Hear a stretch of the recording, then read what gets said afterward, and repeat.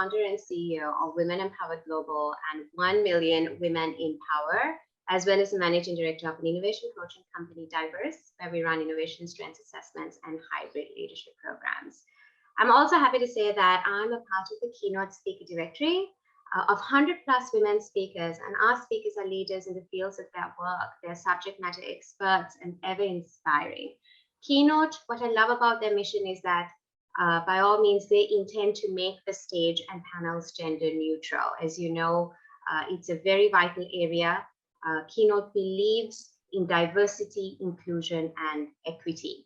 And why are we here today? Today, we are going to be talking about coaching for a wholesome life, the value of coaching and its impact on your life, your career, and your success. And to elaborate on this, joining me today on our episode together is my fellow thought leader and KeyNote sister, Ruchi. Ruchi, over to you. Thank you, Senela. So happy to be here and in conversation with you. Thank you for that amazing introduction to KeyNote, and so nice to hear such amazing stuff about yourself too.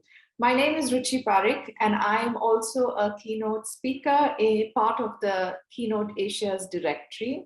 A bit about myself: I'm a professional certified coach, a PCC, under the banner of the International Coaching Federation. I work with high potential professionals to build emotional resilience and have a positive mindset to get them to the next step and level in their lives professionally and personally. My main aim is to help individuals and clients move forward, find fulfillment and success in all the roles they play.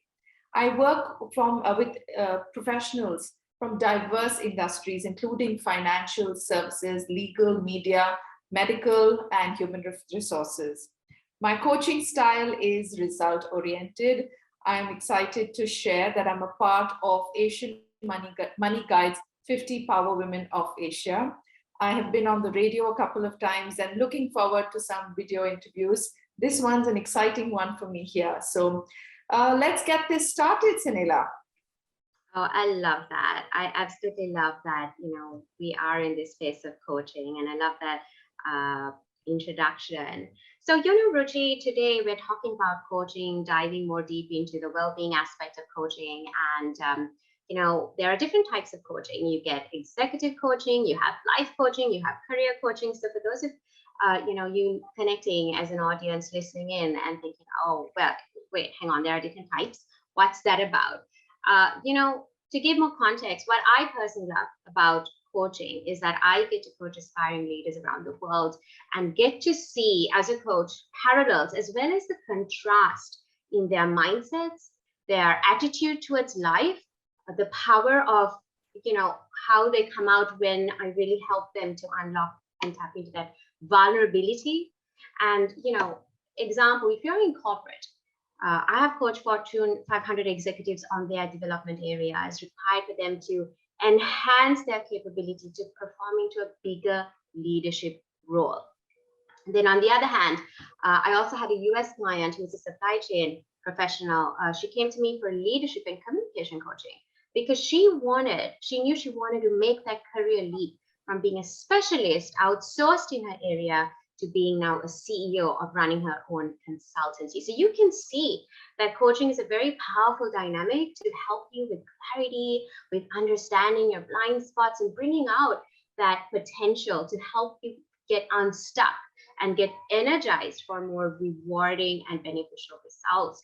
So I want to go more into this. Ruchi, what are your thoughts around this? Thank you for sharing that amazing insight and about your clients. So coaching, Senela, whether executive, life, career coaching, in any form is a collaborative process between the coach and the client, where the coach supports the client's enhancement of work, life experience, personal, professional growth. This partnership between the coach and the client is what supports the achievement of the client's goals. When as a coach we go in, we don't go in as experts. We go into a coaching session believing that our client is the one who has all the answers, full of resources, and is the one who is the expert in their own field. So the difference between executive life and career is basically depending on the client's needs. When a client wants to make big changes in their internal insights, in their personal lives, it's referred to as life coaching. When they want results at their workplace, when they want better, they want to get promoted, they want to move jobs, they want change industries, that's executive coaching or / career coaching. We see our clients as the ones having the right answers. And it's so interesting to note that it is such a beautiful collaboration where while the client is learning and growing, I believe in my journey, I've been so much that it has been the most fulfilling journey I've walked on. So yes, that's what I believe coaching stands for. Yeah, that's so interesting. And that's something I also strongly believe in, the power of the answers in the coachee. We just facilitate that, and it's about coming together to co-create that. I love that. So moving along, as ambitious professionals, we get, people who come to us, they say they get so caught up in the daily grind, right? Especially today with what's happening. We're talking about the new normal. We're talking about the importance and power of resiliency. And we might feel that, they might feel that life is passing us by too quickly. Ruchi, for the life of me, I can't even believe like June is around the corner in like a week. Can you believe it? I know, half of 22 is almost done. Right, ready to go. So we might even have everything, but might still feel like something is missing. And I've seen this in a lot of the clients come to me, that sense of void, that sense of direction, that inner clarity. So in times like this, I do have my methodology that I sort of take them through to sort of bring them out of their shell, to tackle their vulnerability, because we know that's a huge issue.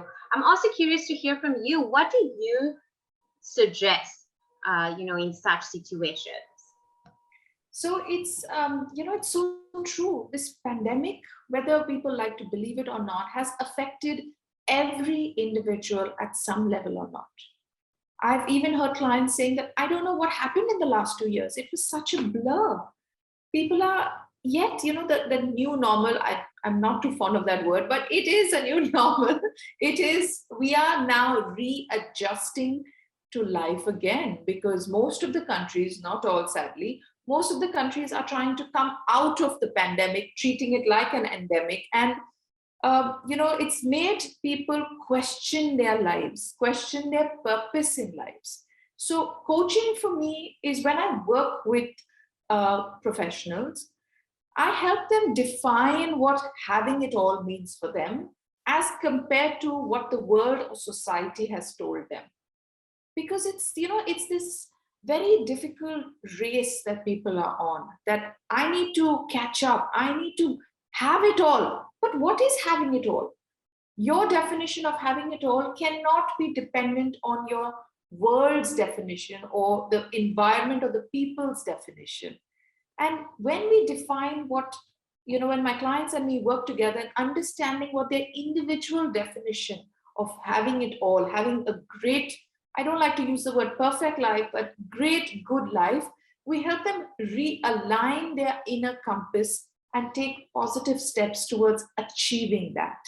So that's primarily what I do and work with my clients, because they may be in a great place professionally, up there, up that corporate ladder, but in that journey, playing those various roles, they feel lost, they feel low on confidence, they feel stuck.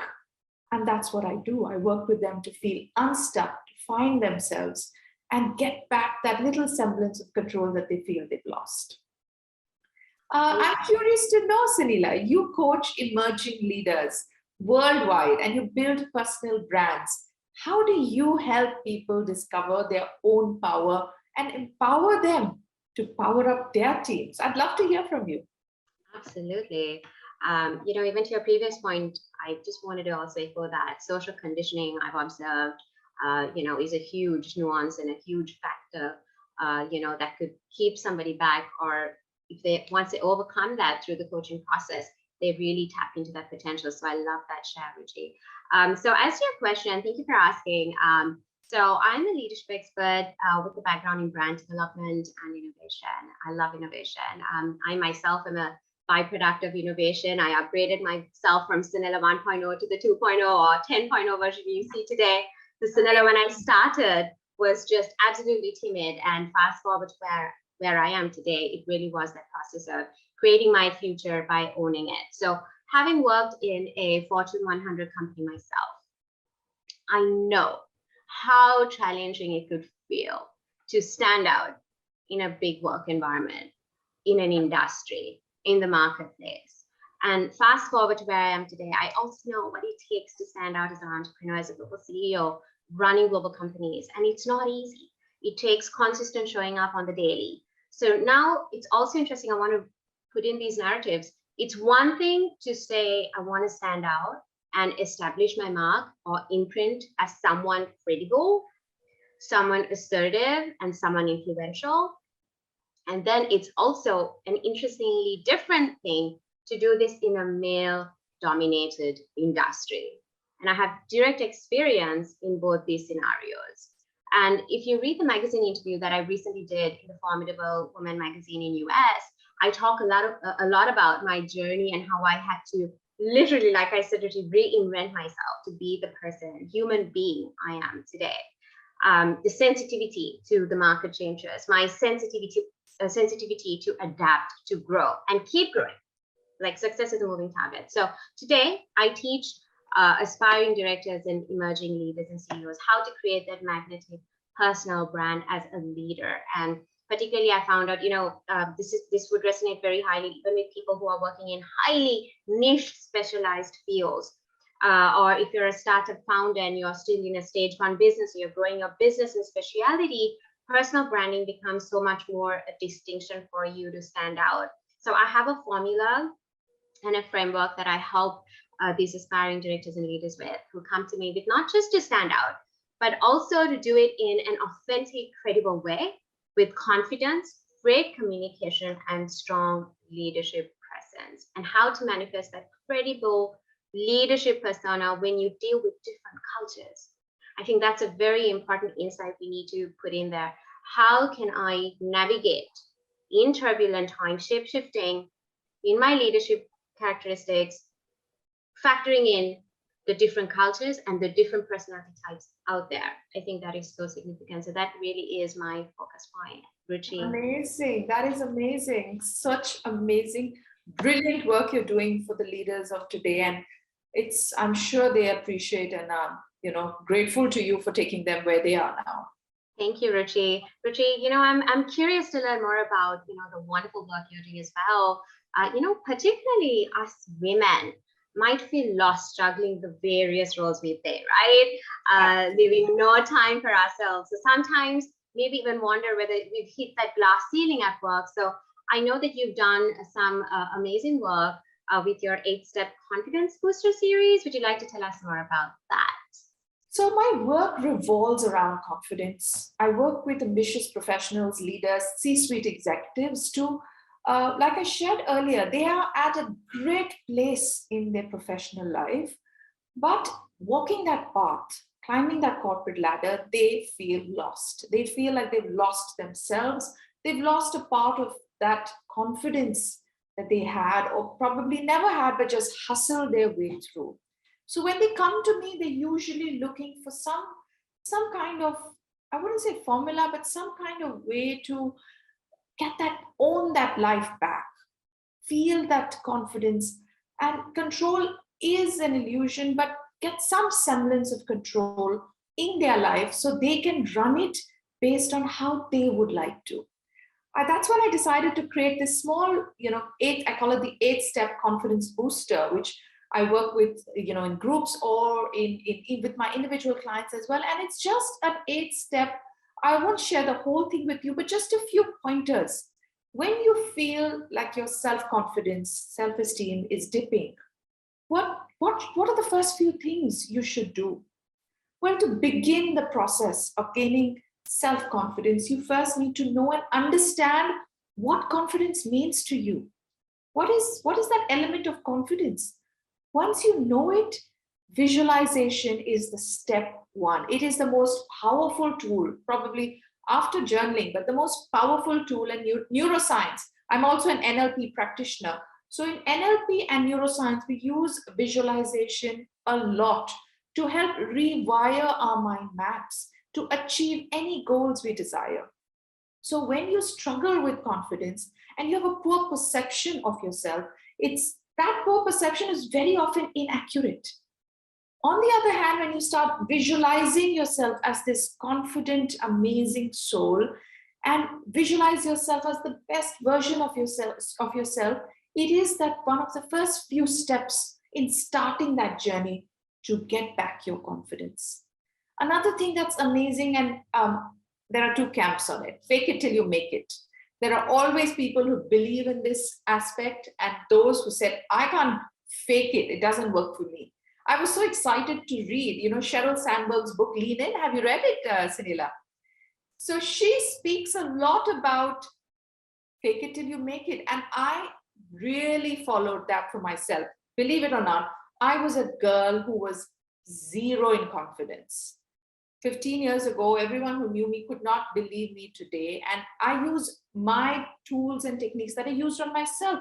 Faking it till you make it is one of the things I practiced a lot. Easy way of doing it is think of someone who's a very confident person in your life. Think of that person. And when you feel stuck, ask yourself, what would this person do? Imitate that person. There's nothing wrong. There's nothing wrong in trying to be somebody that you are not, if it's going to help you achieve your goals. Another very important thing that people tend to neglect is appearance. Taking care of your physical appearance as well as your mental health really adds in that boost of self-confidence. If you're not looking good, you don't feel good, you can't feel confident. So take time and effort. It does not make you superficial. It just shows you taking care of yourself. Self-care, the buzzword these days, is actually a thing that is so important. And finally, let me share one more thing. Another thing that helps give a boost of confidence is helping others. This one works for me.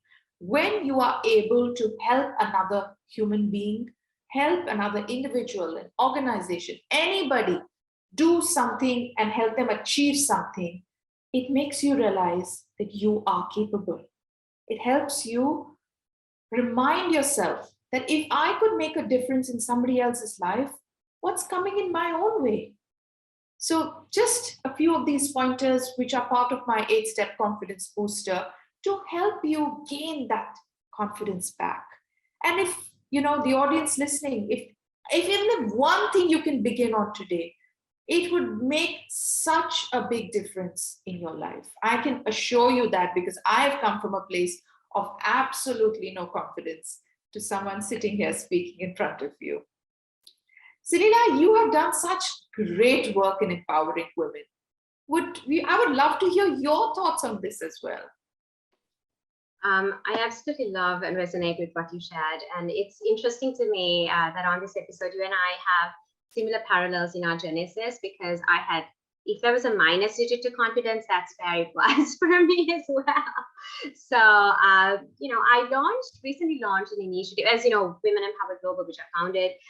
It has a network reaching over 40 countries worldwide across 6 continents. And we empower women around the world through professional development, through entrepreneurial programs and career advancement. We work with award-winning leaders globally and allies. Now, coming into a more recent specific initiative we embarked on under this umbrella is 1 million women empowered. So when you ask me about specifically the work that we're doing to develop strong female brands, I'm so passionate about this, because this is a leadership initiative, 1 million women empower, Ruchi, where the mission is to empower 1 million women for leadership globally, whether they're in corporate, whether they're in business, or whether they're in STEM. So we have weekly forums for that, connecting women, leaders from deep AI tech to data science to, multi-million-dollar businesses. So it's really fantastic to create that platform out there a platform which I wish only I had, growing up and developing myself in my career, because I didn't have mentors. I didn't have conscious mentors. It was quite invisible, my own growth. So I realized to fill that vacuum in the marketplace, to have that forum connecting aspiring leaders with leaders who have already achieved, the empowered ones, and how can we facilitate that? So what I do around the world is really, in essence, all about building strong female brands, helping them increase their confidence. And I did a global survey recently by my company, and we realized one of the key functions that would really determine a woman thriving towards leadership and climbing the ranks is really about confidence, because you see the pipeline of female leaders disappear when it comes to the mid-tier. So that is really what I'm about. And I recently did a keynote for a Fortune 500 company where it was on imposter syndrome. And as I sit here, talk about this, Ruchi, it's not to say that I'm exempted from this. Oh no, I face these things as well. I go through these things. I'm a mom, I'm multitasking, I'm running global businesses. Economic forces are not always on our favor, but we need to get stuff done. We need to show up. So imposter syndrome can kick in for anyone, regardless of what level or stage in your career you are in. You could be a leader. You could already be in C-level and executive. I've been in C-level for 10 years now. And I could tell you, don't kick yourself in the butt if you still feel this. The idea is awareness. Check it, do something about it. That's what it's about. Because so this Fortune 500 client wanted to engage me to help them inspire their women to apply for senior leadership roles. And I had some amazing feedback as a success story from some tier 2 female leaders who wrote back to me saying, hey, Senela, after hearing your keynote, I decided to take that first step. I made that decision. And a lot of the times, Ruchi, it's about taking that first step. It's about coming to that decision, that internal consensus with myself, feeling aligned and saying, you know what, I am going to do it. Even if I'm uncertain about the guarantees, even if I feel like there's no guarantee, that's what courage is about. It's about taking that first step into that bigger leadership role, because they realized the distance that's stopping them between where they are now and where they ought to be, what they deserve, that reward, that yield, that intrinsic growth, is that confidence and courage. So that's what I'm all about. And it's such a sense of fulfillment that I get to work with women from different cultures. Beautiful. That is so, so amazing. And I'm getting inspired just listening to Senela. So beautiful. Thank you for sharing that. Thank you, Ruchi. You inspire me too. I want to talk more about negativity bias, Ruchi. Would you like to throw some light on this? Because there was a recent survey that said, it was a global survey, I think it was BBC, that 90% of bias against women, right? Not only from men, but also coming from women. Ruchi, could you share some light on this about negativity bias, as it were? Yes, but the negativity bias is a bit different from this survey about bias against women. Negativity bias per se is a phenomenon in which humans give more psychological weightage to bad experiences rather than good ones. Subsequently, you think about those bad experiences for longer periods of time, and they weigh heavily on us. So now let me tell you a bit about how this all happened. We developed, a negativity bias, that is, we evolved to notice and respond more forcibly to negativity since it helped our ancestors stay alive. That's the time from when it started. Thousands of years ago, it was more important to escape negative situations rather than it was for approaching an opportunity. After all, being killed by a tiger was final, while missing out on food for that day was not. So by assuming the worst from the rustling in the bush, our ancestors were constantly wired to look out for that tiger. They would have to ensure their survival so they could pass on their genes. They could eat the berries on another day. Now, in our modern world, we continue to have this negativity bias, even though it's not necessary. But our brains have just continued to be wired like that. We are always on the lookout for the tiger around the corner, even though there isn't any. And having said that, our brains focus more on the negative rather than positive aspects of life. That is why if you look back from your childhood, you will have rather clear memories of the things that went wrong, the traumatizing episodes, the bad stuff you will remember longer and easier than the good stuff. And, we have to make sure we keep this negativity bias in check. Having awareness about it is the first step. Because if left unchecked, it can cause a serious impediment to our happiness and quality of life. I think we're running short on time, so I'm going to end on the negativity bias at this spot. But just to let it out there, that ensure that you are not only focusing on all the bad stuff.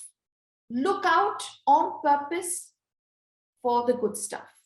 Ensure that you take time, wait longer when something good happens. That's why things like gratitude journaling and positive thinking are so encouraged. Over to you, Senela. I love that, Ruchi. Thank you for bringing us to a wonderful power close today on this episode. So all of you who connected today on the episode, you heard from Ruchi and myself. We've talked about well-being. We've talked about the importance and value. We've talked about confidence. We've talked about courage. Now, end of the day, and you've just heard Ruchi talk about negative bias. Now, listen, end of the day, as coaches, we're going to tell you with all our heart and soul, there is power in taking this inspiration and about it. Transformation is taking action. You know why? Clock is ticking, friends, and inaction is not going to take you anywhere. So with that, I just want to remind you, check your attitude, check your resilience, take what we've shared with you today. And, like Ruchi said, if there's even one thing that has inspired you today, do something about it. And with that, we wish you all the best and stay tuned for the next episodes. Bye for now. Thank you so much. And just want to remind you guys, if you're ever on the lookout for some speakers, some amazing, inspiring, motivational speakers and all kinds, we have an amazing directory of keynote speakers right here for you. So if you ever need one, Keynote's the place to be. It has been a pleasure being here, having a chat with you, Senela. So let's end this for today. Thank you, everyone, for listening and watching in. Thanks, everyone. Bye.